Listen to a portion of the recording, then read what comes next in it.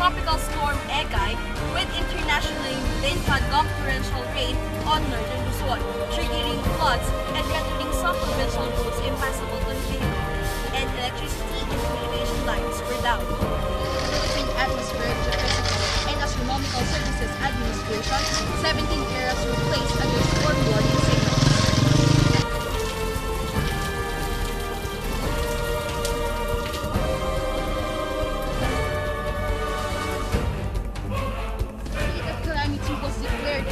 Of La Union.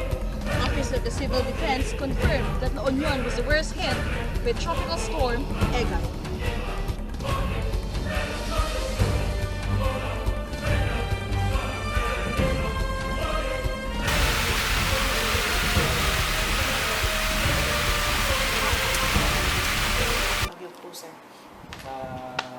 Dati, kasi may creek dyan, binabaha. Puro 1, 2, and 7. Yan kasi yung creek na yung tubig niya manggagaling sa upper barangay. Pag dito hanggang tuhod lang, pero pag dun sa may Purok 1 and 2 hanggang Baywang lang.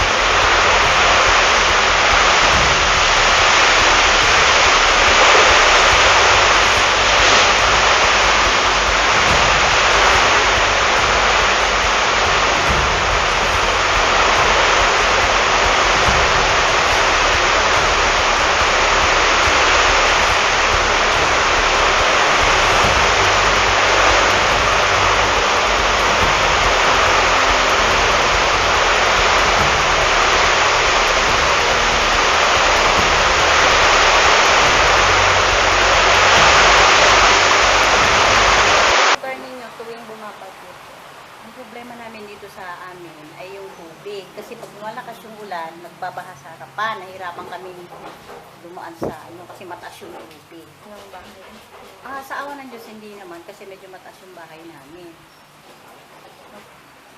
Wala, nagkukulong muna, tapos pag pumupa na yung tubig, saka na kami nakalabas. Kasi mataas yung tubig, hindi kami pwedeng lumabas.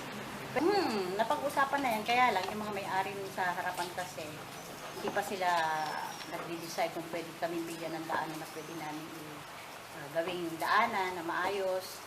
Kaya ngayon, hanggang ngayon, di pa namin na nakakausap mabuti yung may-ari. Ang kapitan, nagbigay naman siya ng promise na pag-uusapan niya pagdating ng panahon. Bali hanggang sa tuhod. Ay! Most of the time. Pero kung naman, hindi mo masyado malakas yung ulan, medyo lang naman, katamtaman na.